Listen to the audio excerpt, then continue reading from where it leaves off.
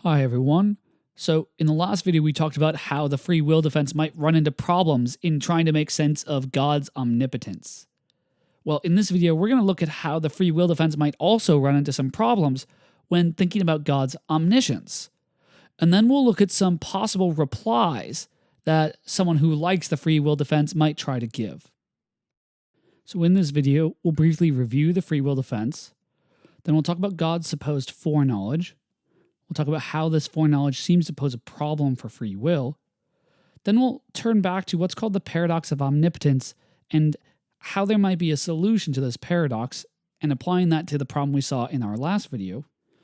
And then we'll see how to modify the solution to this paradox of omnipotence to issues of divine foreknowledge and free will.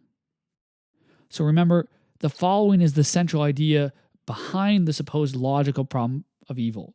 The idea is, it's impossible for both a perfect God and evil to exist in the same world. In order to reply, you need to show how that actually is possible. So the free will defense says that the following is a coherent story.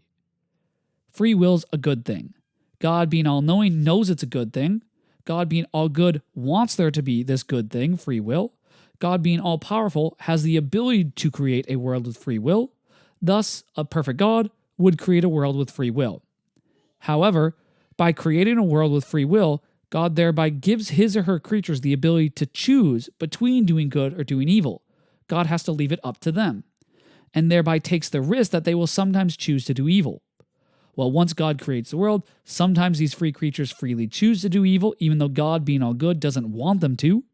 Thus, the free creatures bring evil into the world, even though the world was created by a perfect God.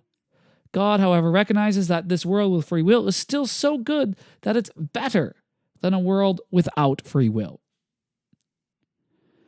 Now, in the previous video, we discussed the worry that the free will defense might appear to be inconsistent with the idea that God is omnipotent. Another worry is that this story that's been told might seem to be inconsistent with the claim that God is omniscient. So what does it mean to say that God is omniscient? Well, one really sort of straightforward way of saying what it means is it means God has perfect knowledge. But what is perfect knowledge? What kind of things does God know about the world, and specifically about us human beings? Presumably, God at least knows the following. God knows everything you've ever done in the past. So, whatever you were doing at 2:16 p.m. on January 21st, 2009, God knows it. God knows everything you've ever thought in the past. So God also knows exactly what you were thinking at that exact moment. But God also knows everything you're doing right now at this exact moment.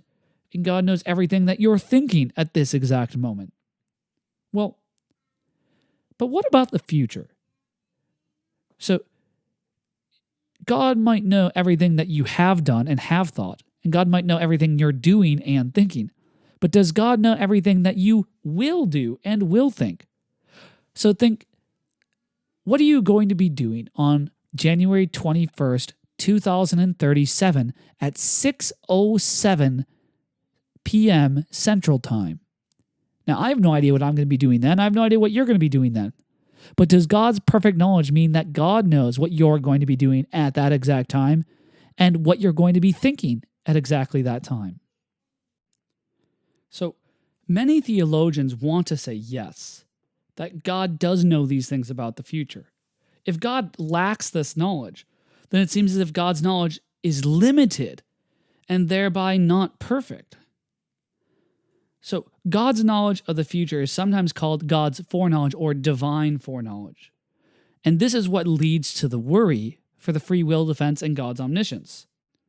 So the worry here is just that the free will defense cannot tell a coherent story where there is both an omniscient God and creatures that are created with free will. So the idea here is there's two ways that the free will defense can tell their story. First, if God's foreknowledge includes knowledge of everything we will ever choose or do in the future, then God is omniscient, but we don't have free will in this story that the free will defense is giving. Now, the idea here is, look, if God knows all these things, imagine that on January 21st, 2037 at 6:02 p.m. Central Time, you're going to get a call offering you a new job in Chicago. And imagine God knows that you're going to get that call, you're going to get that offer, and God also knows that you're going to accept that job and then immediately get off the phone and call your parents to tell them. If God already knows that right now in 2020, so 17 years before it happens, then it's not clear that that choice is really up to you. It looks like it's already decided before you make it and before you even know about it. And so it looks like there's only, if God knows that that's what you're going to do, then it looks like there's only one path that the future could take for you. And thus, you don't actually have free will. On the other side, maybe the free will defense sort of spells out their story and they say, look, God's foreknowledge does not include knowledge of everything we will ever choose or do in the future. But if that's the case, then yes, maybe we have free will in this story that they're telling, but it doesn't look like God is omniscient in that story, since there's a whole bunch of things that God doesn't know. So the first response to this problem that someone might try to give is by arguing that God's foreknowledge of our choices does not imply that God determines those choices. The idea here is that free will is compatible with God's foreknowledge. Just because God knows about those ahead of time does not thereby mean that those choices aren't still made freely by us. This is closely associated with a theory of what has been called God's middle knowledge. The idea is God has knowledge of what we will do before we do it, without thereby making those choices necessary choices. So the view could be supported with an analogy to human foreknowledge, and this is how our dialogue does it. So I'll give an example of my wife's dinner choice. So let's imagine that I get a sort of invite to a wedding with a sort of +1. And so me and my wife, we decide that we're going to go to this wedding.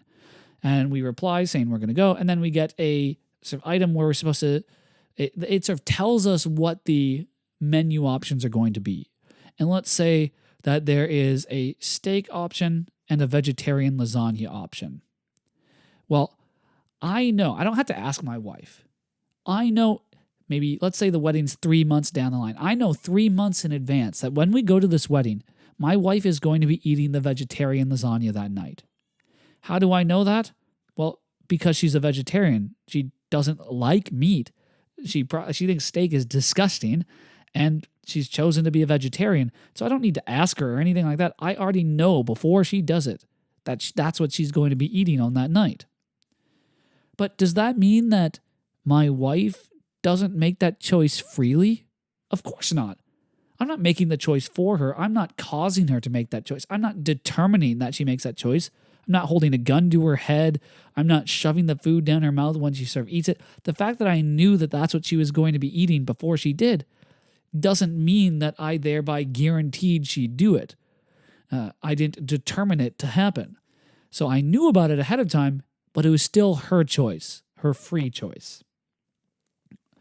The idea here is that if human foreknowledge is compatible with free will, so if I can know what my wife's choice is going to be before she makes it, and she still makes it of her own free will, then shouldn't we also think that divine foreknowledge, God's knowledge of what we'll do before we do it, is compatible with our having free will? The problem with this response is that there's clear disanalogies between human and divine foreknowledge, such that just because human foreknowledge is consistent with free will, we shouldn't thereby conclude that divine foreknowledge is consistent with free will. Divine foreknowledge seems to be a much bigger threat to free will, for a couple reasons. First, human foreknowledge involves probabilities. So, yeah, I can know what my wife will choose to eat at that wedding, but I can't know with 100% certainty. Something might come up between now and then. She might change her mind about the ethics of eating meat. And she might try meat for the first time since she was 10 years old. And even though she didn't enjoy the taste of sort of steak when she was 10 years old, she eats it this time and she's like, oh my gosh, this is delicious. I can't believe what I've been missing. And so because of that, it's always possible that at the wedding, despite the fact that I think I know that she's going to choose to eat the vegetarian lasagna, I can only know that with probability because it's possible that it might turn out differently than how I believe. But if God has this foreknowledge of what my wife will do before she does it, presumably God's knowledge would be 100% certain. Because if God is omniscient, then God's knowledge has to be perfect. And if God doesn't have 100% certainty, it looks like God's knowledge is lacking in some way. But if God knows with 100% certainty, then it's not clear how it makes sense to say that there's any other choice that my wife could have made. On the other hand, look, humans have foreknowledge of other person's choices because we have knowledge of their character that leads them to make those choices. So how do I know that my wife's going to choose to eat the vegetarian lasagna? Well, because I know what her beliefs are about eating meat. I know what her values are. I know what kind of person she is.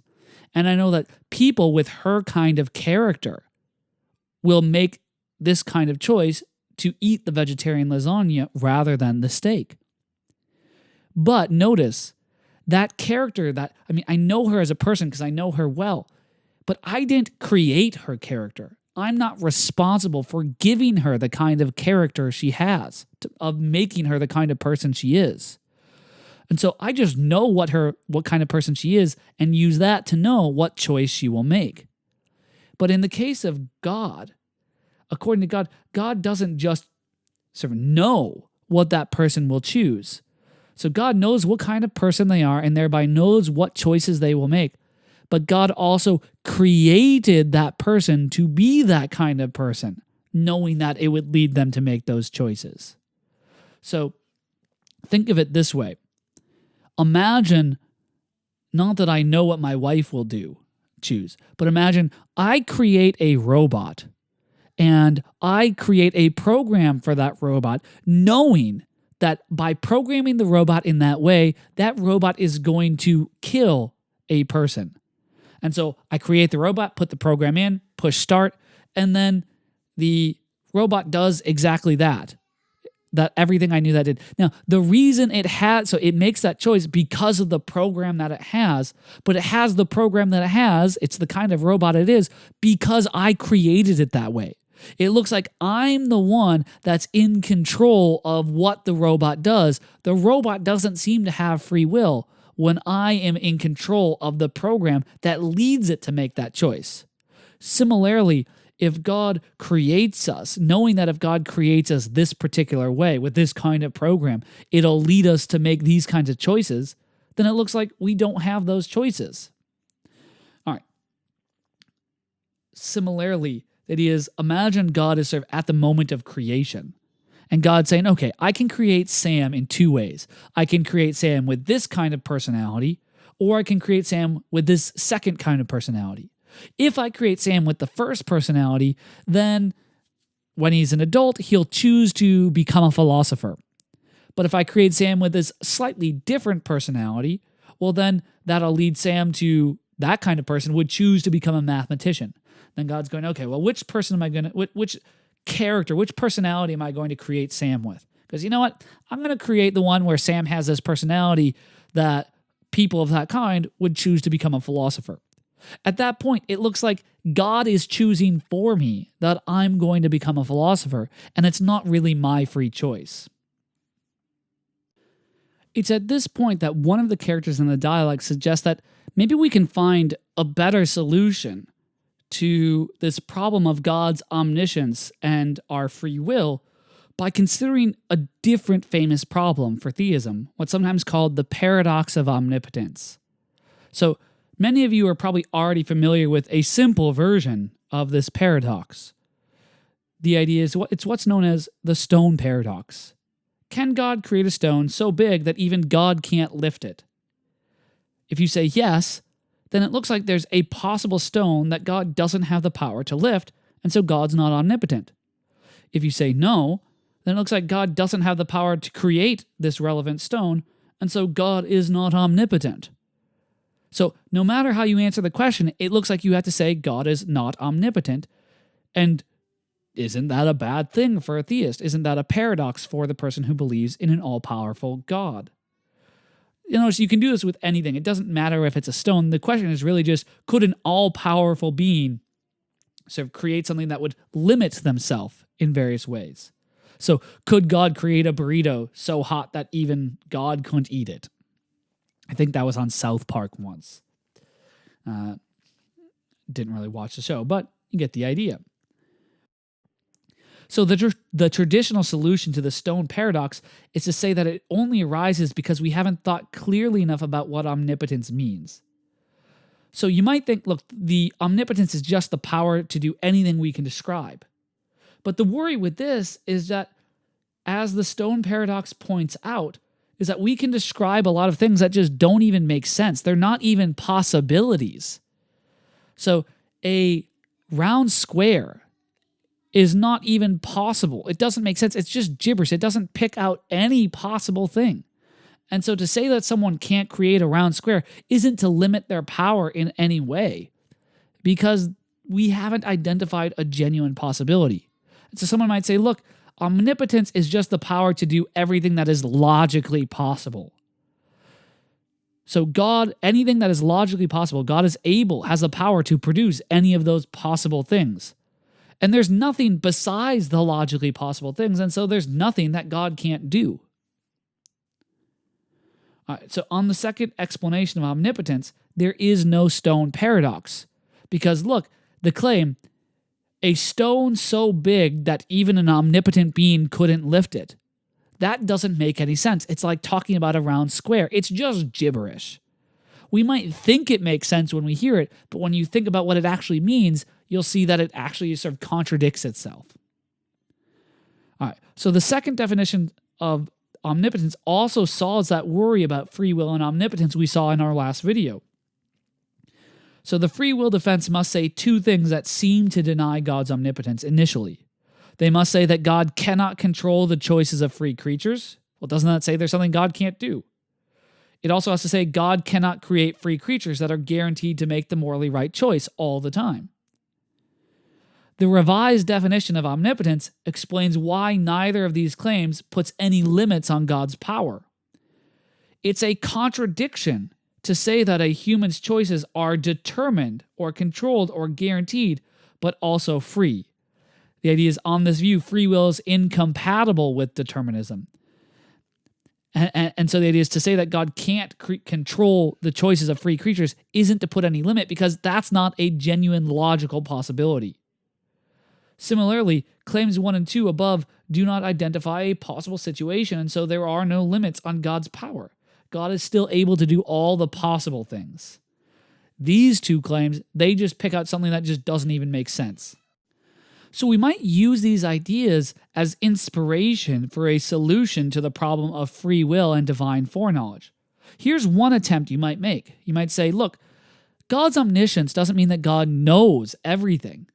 Maybe it just means that God has the ability to know anything. So on this view, God has the ability to have foreknowledge of any choice you might make, but God chooses not to have that knowledge in order to give us free will. Here's a couple worries, though. First, if foreknowledge really is possible, if God could have knowledge of the choices we're going to make, it still seems like the choices are already predetermined. It looks like there's already a fact of the matter about what we're going to do. But it looks like God's just refusing to look at what that predetermined choice is. Covering your eyes and saying you can't see it doesn't mean it's not there. Similarly, look, on this view, it looks like you have to say that God can't have the ability to have foreknowledge of free choices. Because if God were to exercise the ability to have foreknowledge, then the choice wouldn't be free. And so it still seems like you're saying God just doesn't even have the ability to know about a choice that is free. Because as soon as God gets the knowledge, it's no longer free. All right. But there is another attempt to sort of revise our understanding of omniscience in a way that would make it compatible with free will. So here's the second attempt. Maybe God doesn't have all knowledge. Maybe God has all logically possible knowledge. So on this view, God has no limit to God's knowledge. Whatever knowledge is out there available to be had, God has that knowledge. Doesn't just have the ability to have it, but God actually has any knowledge that is available. So any knowledge that it possibly exists, God has it. So on this view, God doesn't have foreknowledge of our choices. God does not have the ability to have this foreknowledge, since there are different paths open to us and it isn't set which path we will take. So the idea is, when we make a choice 2 years from now, the idea is it's not determined which path we're going to go down. And so God, if there's no answer to which path we'll go down yet, then there's no answer for God to know. However, God still has perfect knowledge, because it's not logically possible to know what a creature with free will choose before they choose it. Because until they choose it, there's no answer to what they're going to do. So God has all logically possible knowledge. All the knowledge that is actually available, all the answers that exist, God has those answers. It's just the answer to what you will do doesn't exist yet, since you haven't done it. All right, a worry with this, though, is that it seems to really water down God's omniscience.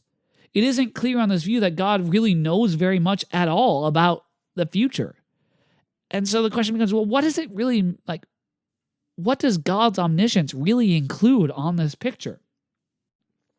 One way to try to make sense of God's omniscience in a world with free will is with what's called the branching model, introduced in the dialogue, or what we're going to call the branching model. So this is the point of the roadmap analogy.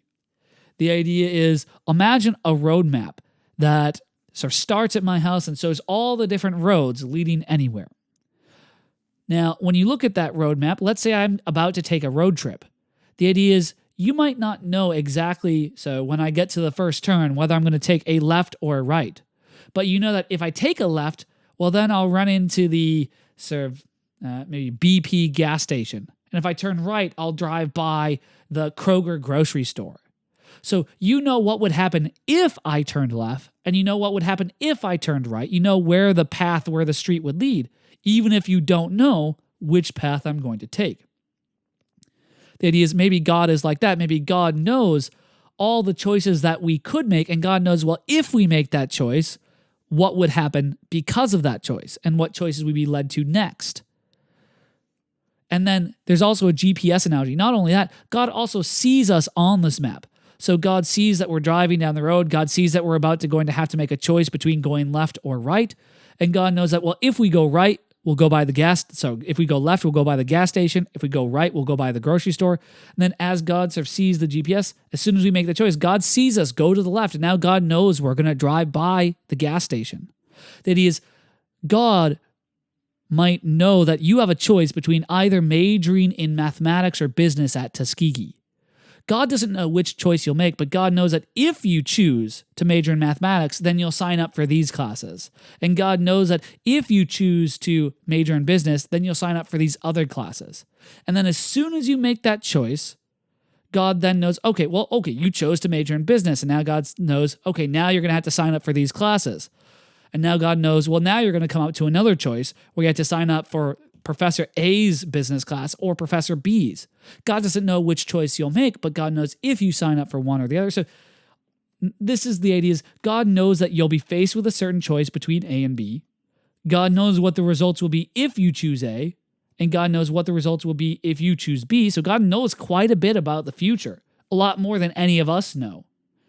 However, God does not know whether you will choose A or B until you actually make that choice, since God gave us free will and it's not yet determined what choice we're going to make. Here's a picture to sort of see that. So here's my life as a kind of roadmap. Here's the moment I'm born. Now God knows that sooner or later I'm going to have to choose between doing A or B. God doesn't know what choice I will make, but God knows that if I make choice A, then that's going to lead me to a point in my life where I'm going to have to choose between C, D, or E. Now, let's say I make choice A. Well, now God knows that all those options underneath B, all those are gone. Now God knows I'll have to make a choice between C, D, and E, and God knows, well, if I make choice C, that'll lead to H. But God doesn't know if I'm going to take option C, D, or E. So God sort of sees all these possible paths we could go down. And as we're sort of moving down the path, God sort of sees them, sort of branches of the tree sort of falling off as we make more choices. This is what God's knowledge of the future looks like. It's a knowledge of all these possibilities. And that still is sure a hell of a lot more than any of us know about the future. And so it still looks like, in some sense, God might have perfect knowledge on this view. So that's it for today. I'll see you all in the next video. Bye-bye.